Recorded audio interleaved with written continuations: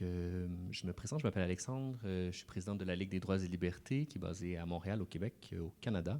Je suis accompagné de ma collègue Laurence Guénette, qui est coordonnatrice ou directrice générale, disons, de l'organisme.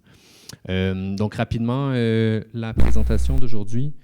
On va vous présenter un peu ce que la Ligue fait comme travail. Ensuite, on va vous parler du contexte canadien et québécois, présenter les deux principaux instruments de défense des droits humains qui sont inscrits dans les documents légaux du Canada et du Québec. Puis ensuite, on va vous parler d'un projet en particulier que la Ligue mène de front, le projet Une charte pour le Québec de demain. Puis finalement, on va poser des questions un peu stratégiques sur comment lutter pour les droits humains actuellement. Donc, rapidement, qu'est-ce que la Ligue des droits et libertés? C'est une organisation qui a été fondée en 1963. Ah, je peux utiliser ça? Génial. En 1963. Vise à défendre et à promouvoir, en fait, tous les droits humains dans une perspective d'interdépendance des droits. Puis les principaux moyens d'action qu'elle a, c'est la sensibilisation du public, la mobilisation des différents mouvements sociaux, puis aussi, elle fait un travail d'incidence politique. La Ligue ne fait pas de litige devant les tribunaux, sauf dans des cas très, très particuliers. On vise plutôt des actions médiatiques, puis des fois aussi des contributions critiques à différents rapports soumis aux Nations unies. Donc, je vais laisser Laurence vous faire une présentation du contexte canadien et québécois.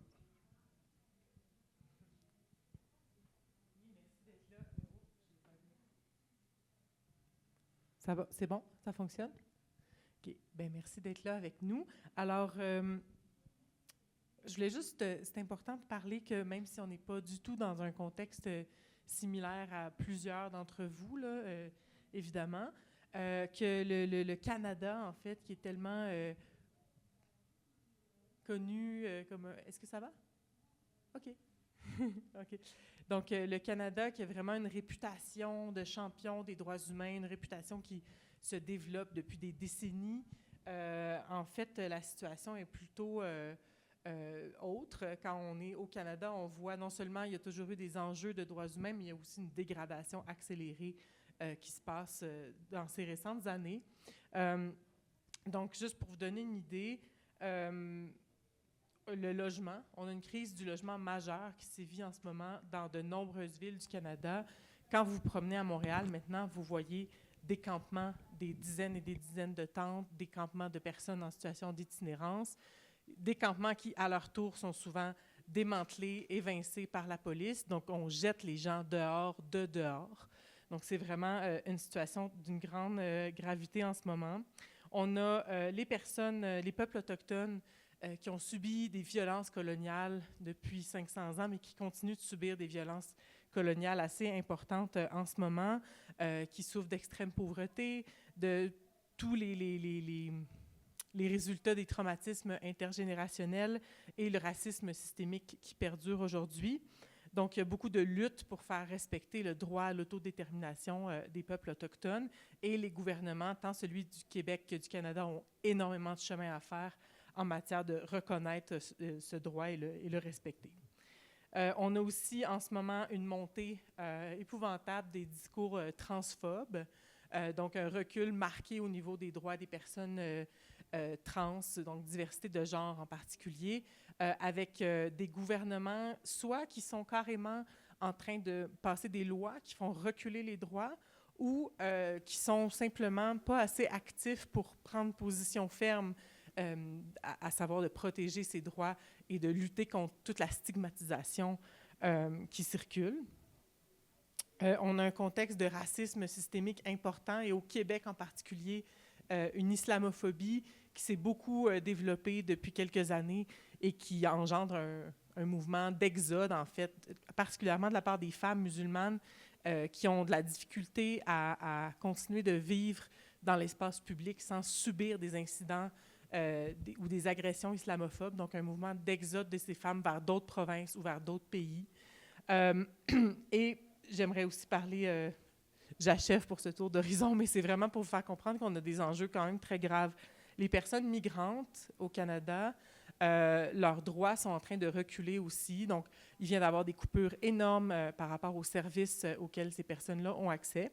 Et le Canada a aussi, d'ailleurs, le rapporteur spécial sur les détentions arbitraires récemment a rendu un rapport très critique sur le Canada parce qu'au Canada, on incarcère les personnes migrantes pour des motifs administratifs. Donc, des personnes migrantes qui ne sont pas en mesure de démontrer, de prouver leur identité, ou des personnes migrantes quand on pense qu'il y a un risque que la personne ne se présente pas à son prochain rendez-vous dans la procédure d'immigration, on les envoie dans des établissements carcéraux ordinaires avec des criminels, ou on les envoie dans des établissements de détention de l'immigration, mais qui ont tout est carcéral là, dans le ressenti. Parfois, c'est pour quelques jours, quelques semaines, et dans plusieurs cas, c'est pour quelques années.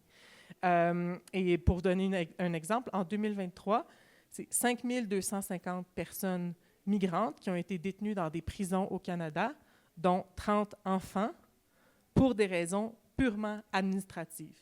Et on a sur la table en ce moment un projet de loi vraiment grave au niveau du droit d'asile au Canada. Donc, la Ligue a soumis une résolution d'urgence.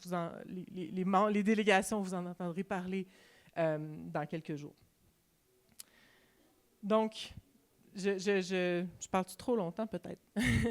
C'était juste pour souligner qu'au Canada, ce qu'on a en ce moment, c'est une tendance à des reculs de la démocratie. Donc, dans tout ce qui est les processus, on entendait un camarade d'Irlande parler ce matin, participation, consultation. Donc, les populations ne sont pas écoutées, les populations ont de moins en moins leur voix au chapitre dans différents sujets et enjeux de législation. On remarque aussi qu'il y a beaucoup d'instrumentalisation du langage des droits humains. Donc, par exemple, on va instrumentaliser l'égalité homme-femme pour justifier des lois islamophobes. On va employer l'idée des droits des parents pour justifier des lois transphobes. Donc, on est beaucoup dans ce phénomène d'instrumentaliser le langage des droits. Puis pour une organisation comme la nôtre, ça signifie de repenser à comment nous, on parle des droits humains pour que le public puisse comprendre qu'il y a une différence entre notre façon d'en parler puis la façon dont certains acteurs en parlent à tort et à travers. Il y a aussi une mise en opposition des droits et libertés. Donc, on va beaucoup entendre des décideurs publics qui mettent en opposition les droits, par exemple, des personnes logées et des personnes en situation d'itinérance. On est devant ce genre de phénomène. Et j'aimerais juste dire, avant de repasser la parole à Alex, une des raisons pour laquelle c'est important qu'on lutte pour garder le cadre de référence des droits humains vivant et valide au Canada dans l'esprit des élus, mais dans l'esprit de la population, c'est aussi à cause du rôle du Canada à l'international. Donc, comment voudriez-vous qu'on continue à lutter pour que les entreprises minières canadiennes arrêtent de violer les droits humains dans tous les pays où ils ont des projets extractivistes, si même au Canada, ce cadre de référence est affaibli à l'extrême? Comment on continue à lutter pour que l'État canadien reconnaisse le génocide en cours, si même à l'interne, on s'en va vers un effondrement du cadre de référence des droits humains? Donc, il y a vraiment comme une importance à ce niveau-là, à cause aussi de la portée que les actes, les gestes du Canada ont à l'international. Donc, je repasse la parole à Alexandre. J'ai peut-être parlé trop longtemps, je m'en excuse. Vous avez une petite liste ici de tous les enjeux que Laurence vous a mentionnés, mais j'aimerais quand même qu'on parle un peu des instruments qui existent au Canada pour protéger en fait les droits humains. Donc, rapidement, malgré tous ces enjeux-là, il y a deux instruments principaux qu'on utilise, nous, à la Ligue, et qu'on mobilise pour défendre certains enjeux. Donc, il y a la Charte des droits et libertés de la personne, qui est un instrument québécois, donc la province du Québec. Le Canada est une confédération. Puis, la Charte canadienne des droits et libertés, qui est un texte qui a une valeur constitutionnelle dans l'architecture légale canadienne. Puis, ces deux éléments-là sont très importants parce qu'ils ont été évidemment interreliés avec le travail de la Ligue depuis les années 70. Mais on veut attirer votre attention aujourd'hui, puis c'est là-dessus qu'on aimerait avoir vos commentaires puis discuter. C'est surtout sur l'utilisation d'une des dispositions qui existent à l'intérieur de ces deux chartes-là, qu'on appelle une disposition de dérogation. Donc, c'est un article de loi qui permet en fait aux législateurs, donc au Parlement, de soustraire une loi des chartes et donc des droits et libertés qui y sont inscrits. Donc, c'est assez particulier parce qu'à l'international, c'est un type de disposition qui existe très peu. Puis, nous, ce qui nous inquiète au Canada, c'est qu'on a une augmentation, en fait, de l'utilisation de cette clause-là. C'est que pendant quelques décennies, donc depuis l'apparition des chartes en 75, en 82, on avait assisté à très peu d'utilisation de la clause dérogatoire. On faisait très attention à l'utilisation de cet article-là. Mais depuis le milieu des années 2010, 2015, 2018, les gouvernements provinciaux l'utilisent de plus en plus pour faire passer des lois qui, des fois, portent atteinte aussi aux droits et libertés. Donc, le gros problème qu'on a avec cette disposition de dérogation, c'est aussi dans la manière dont elle est utilisée, en fait, de manière préemptive. Donc, on va soustraire les lois aux chartes avant même la possibilité que ces lois-là soient soumises aux tribunaux. Donc, le législateur se dit en fait qu'il peut agir selon ce qu'il appelle la souveraineté parlementaire, donc l'idée que la volonté de la majorité démocratique aurait donc préséance sur les droits et libertés de la personne, en fait de toute personne. Donc ça pose un problème, puis c'est un vrai enjeu dans un contexte comme celui du Canada parce que l'équilibre entre les droits des minorités et celui de certaines majorités est très fragile. Puis donc, on s'inquiète beaucoup de l'augmentation de l'utilisation de cette disposition de dérogation. On l'a vu, elle a été utilisée notamment pour adopter des lois qui allaient à l'encontre des droits des personnes trans en Alberta. On l'a vu à l'encontre du droit de grève de certains travailleurs en Ontario. Puis au Québec, on l'utilise pour faire passer des lois qui vont limiter la possibilité des gens de porter des signes religieux. Puis c'est sous le couvert, évidemment, c'est une loi qui vise essentiellement les personnes, les femmes musulmanes qui portent des signes religieux dans le cadre de leur travail. Donc, en ce sens-là, la Ligue des droits et libertés a décidé de présenter disons, un projet, en fait, de charte de demain qui vise en fait à renforcer certains éléments qui protègent les droits humains à l'intérieur de la Charte québécoise. Pourquoi maintenant? Parce qu'on a vraiment besoin de le faire dans le contexte actuel des droits et libertés, mais aussi parce que le Québec fête les 50 ans de la Charte québécoise des droits et libertés. Donc, il y a certains éléments qui sont mentionnés ici que nous, on aimerait voir reconnaître plus fortement dans la Charte québécoise, une reconnaissance explicite du droit au logement et du droit à la santé qui sont mis à mal. Évidemment, un renforcement du droit à un environnement sain, surtout des éléments, les piliers démocratiques, disons, de ce droit à un environnement pour inclure un peu plus les citoyens et les citoyennes pour l'exercice de ce droit. Puis finalement, une plus grande justiciabilité des droits économiques et sociaux. Ils sont actuellement inscrits dans la charte, mais ils ont très peu de force, en fait, juridique. Donc, on aimerait qu'ils soient un peu plus forts. Et finalement, vous aurez... pour ceux qui lisent le français, vous aurez vu qu'on demande une restriction, en fait, des possibilités d'utilisation de la fameuse clause dérogatoire. C'est vraiment un élément important. Donc, on peut seulement l'utiliser dans des critères très stricts qui sont généralement ceux qu'on imagine qui sont aussi existants dans les chartes internationales comme dans le Pacte international des droits civils et politiques. Donc, qu'on puisse seulement l'utiliser dans des situations exceptionnelles, qu'on puisse seulement l'utiliser de manière temporaire, puis qu'évidemment certains droits, donc des droits intangibles, fondamentaux, ne soient pas, qu'on ne puisse pas donc déroger à ces droits-là. Malheureusement, à l'heure actuelle, il y a plus ou moins de traction au Québec pour ce type de projet de renforcer une charte des droits et libertés, mais on est là pour en parler avec vous, puis je vais laisser Laurence nous parler avec quelques remarques conclusives. Il reste combien de temps? 5 à 7 minutes. Tout inclus, là, avec les questions. D'accord. Je vais y aller rapidement pour avoir le temps de vous entendre, peut-être. Hein? Plus lentement? Slowly? Plus proche. J'ai compris. Elle a pas fini de traduire le truc dans...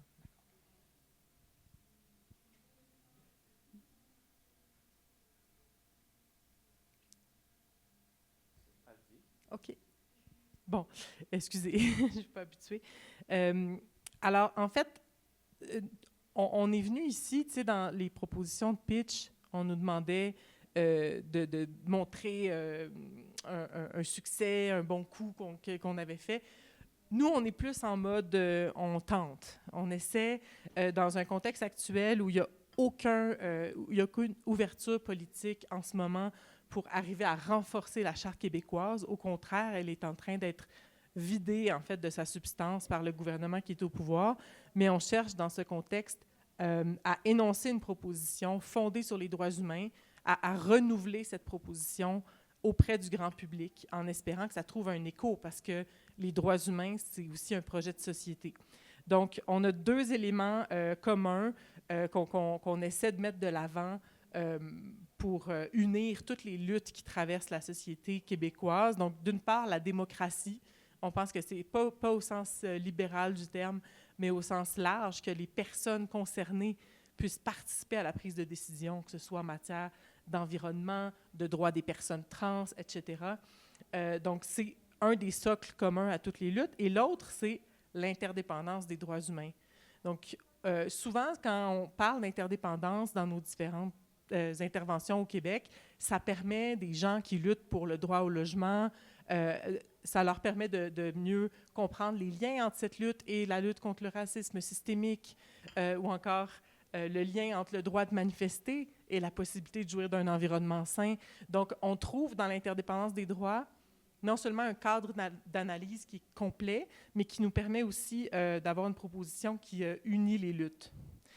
Ceci dit, on veut être quand même honnête et humble à l'effet que nous aussi, comme beaucoup d'autres défenseurs de droits en ce moment, on est en mode réaction. Plutôt que de chercher des gains, on essaie juste de freiner des reculs, de limiter des dommages. Donc, on a besoin de renouveler les réflexions sur le genre de campagne à mener ou comment parler de droits humains au public. Et aussi, on veut reconnaître que le contexte canadien demeure un des moins hostiles pour faire un travail de défense des droits humains. Donc, nous, on n'a pas peur de recevoir des menaces. Il commence à y avoir disons, des personnes défenseuses de droits qui reçoivent des messages haineux par les réseaux sociaux, par exemple.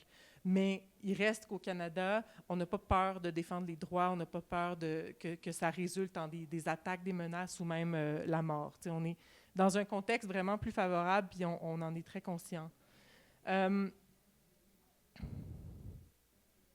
Donc voilà, on aimerait vous entendre si vous avez des réactions, des réflexions pour nous. Et évidemment, on remercie la FIDH aussi de créer ces espaces de réflexion qui vont nous alimenter, nous aussi, en fait, qui sont nourriciers pour nous aussi. Merci. Très bien. Merci. Alors, on n'a pas beaucoup de temps, malheureusement. Mais moi, j'ai des commentaires, donc je vais aussi permettre aux uns aux autres d'en faire s'ils en ont. D'abord, merci pour cette présentation, puis pour cette initiative. Et avant tout, je pense que vous avez raison d'approcher les questions de restriction de droits en renversant les choses et en étant dans une prospective de plus de droits. Et comment on peut en effet s'engager davantage, comment on peut élargir aussi le périmètre des droits qui sont protégés, les personnes qui sont protégées. C'est un travail qu'on avait fait à la FIDH il y a 3 ans quand on a célébré le centenaire de la FIDH, précisément autour de l'idée qu'on est dans un contexte où tout se replie, mais pour autant, on a constitué et écrit à cette occasion une charte des droits du futur. Je ne sais pas si vous aviez consulté ces éléments-là, mais en tout cas dans la même démarche que celle que vous venez d'expliciter. Et je pense qu'en termes de communication, en termes d'outreach, en termes, donc, c'est-à-dire d'accession à une plus grande population en soutien à vos combats, ce sont des démarches qui permettent véritablement d'encourager et de rassembler beaucoup plus que des combats qui sont en effet dans l'opposition ou dans la dénonciation ou le ras-le-bol, etc., etc. C'est quelque chose qui, à mon avis, est une dynamique certainement utile. Et bon, le cas échéant, on sera ravis de pouvoir partager avec vous ces éléments-là avec vous. La deuxième question que j'avais, c'était dans le contexte de l'ouverture des nouveaux droits que vous proposez aussi pour la Ligue des droits, enfin pour la charte des droits fondamentaux au Québec.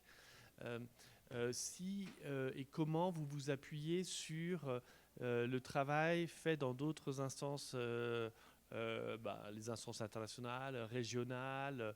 Je connais moins le système interaméricain que le système du Conseil de l'Europe, où il y a toute une dynamique sur la reconnaissance du droit à un environnement sain, où il y a aussi toute une dynamique et même des outils qui ont été mis en place sur la reconnaissance des droits économiques et sociaux. Autant de choses qui peuvent, avec derrière elles aussi des coalitions d'ONG qui peuvent venir en soutien dans les campagnes que vous menez.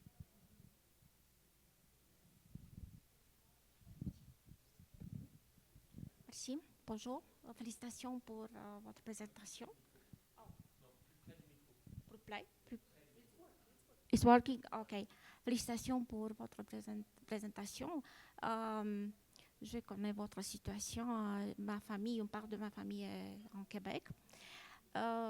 J'ai quelque chose à vous poser. Comment est-ce que vous pensez d'augmenter la participation citoyenne? Et comment est-ce que vous pensez que cette nouvelle charte des droits de l'homme de Québec va changer les différences entre les provinces canadiennes? Parce que j'ai aperçu qu'il y a des problèmes, c'est-à-dire quelques provinces très responsables et ils respectent la charte des droits de l'homme. Et peut-être il y a des autres qui ne peuvent pas respecter. Et seulement cette utilisation excessive de la clause dérogatoire. Comment est-ce que vous pensez de régler cette situation? OK, merci. Tu prends la première. Thank you very much. I'll keep it short. Thank you for that presentation. I think what you're speaking to captures a broader trend as well, right? I mean, established democracies and the rollback of human rights, democracy itself. I myself live in the UK, and there we're seeing talks about pulling out of the ECHR, use of terrorism laws against peaceful protests, prevention of assembly, all of that.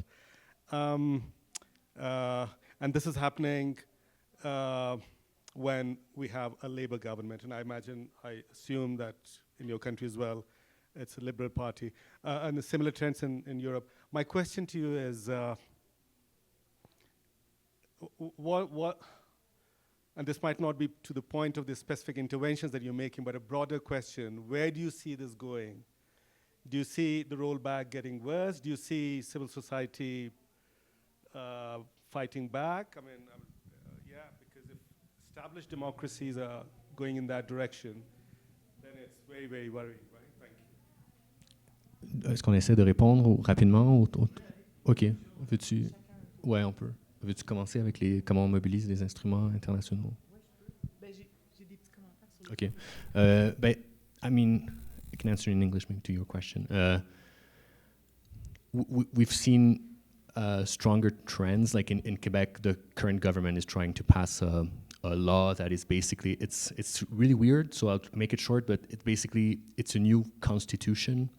And basically what it does, it's voted as a regular law, but what it does is it restrains a lot the power of the charter.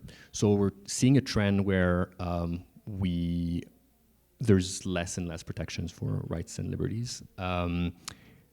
The situation is not the same in every province of Canada. We managed to elect a party that was not a conservative government at the Canadian level. But I feel like the hardest part will be to mobilize civil society over this issue, because increase inequalities, poverty, housing issues, all of this also fosters a climate of insecurity that makes people want to protect themselves. So yeah, Je ne sais pas trop pour les autres questions. Sur la question par rapport à la participation démocratique, j'ai envie de répondre que la Ligue fait son travail d'essayer de réunir en fait des groupes qui existent déjà dans la société civile, puis c'est comme ça qu'on travaille à faire augmenter la participation démocratique, à donner des voix, mais je pense que Laurence pourrait développer. Peut-être juste préciser qu'à l'intérieur de la Confédération canadienne, il y a comme les compétences fédérales, les compétences provinciales, puis nos propositions, une charte pour le Québec de demain ne change rien à ça. Vraiment, le Québec a fait déjà 2 référendums que de justesse, en fait, le peuple québécois a voté non à sa propre indépendance. Donc, si l'indépendance avait été votée, là, on aurait pu entreprendre un processus de séparation, mais tant qu'on n'a pas ce processus-là, en fait, on peut pas toucher le partage des compétences. On se retrouve dans une situation très étrange où, en fait, la Charte québécoise est apparue avant la Charte canadienne, puis était vraiment plus avant-gardiste et une bonne protection pour les droits en 1975. La Charte canadienne est venue plus tard. Mais là, on se retrouve, en tout cas au Québec, avec un gouvernement tellement hostile aux droits et libertés en général que on doit s'accrocher à la Charte canadienne. On est protégé par les 2 chartes. Hein. En tant que citoyenne du Québec, j'ai la Charte québécoise et la canadienne. Je peux recourir aux 2. Donc, mais le problème, c'est que le gouvernement déroge aux 2 chartes. Donc, on se retrouve vraiment dans une situation où c'est la séparation des pouvoirs et le pouvoir judiciaire qui est remis en cause. Bref, alors c'est vraiment très particulier. Puis j'ai oublié, c'était quoi? Il y avait une 3e question. Votre question, j'avais... Oui, on se sert beaucoup des observations générales pour aller détailler le contenu des droits. Par exemple, je vous donne un exemple. Le droit à un environnement sain, il est écrit dans la Charte québécoise, il est très affaibli, mais il est écrit dans la Charte québécoise depuis 2006 déjà, mais il n'y a pas de substance. Donc nous, on va puiser dans la Convention d'Aarhus, dans les observations générales, dans des rapports plus approfondis que fait le rapporteur spécial sur le droit à un environnement sain. On puise beaucoup dans ces contenus-là, en guise de base argumentaire pour faire comprendre ce qu'impliquent les différents droits plus en profondeur.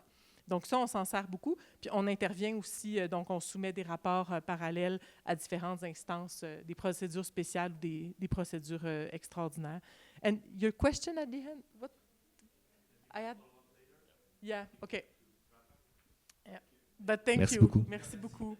Thank you.